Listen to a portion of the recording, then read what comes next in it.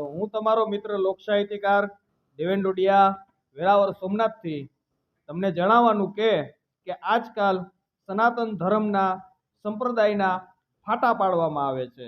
સ્વામિનારાયણ સંપ્રદાય સતત એવો ટાર્ગેટ કરતા રહે છે. દર વર્ષેથી હર વખતે સંપ્રદાયને ટાર્ગેટ કરે છે, સનાતન ધર્મના ભાગલા પાડે છે, એમ કહે છે. આ અગાઉ પણ એણે હનુમાન વિશે ટિપ્પણી કરી હતી કે હનુમાન દાદા છે સ્વામિનારાયણના પગ પખાડે છે, એની સેવા કરે છે ને એના સેવક છે.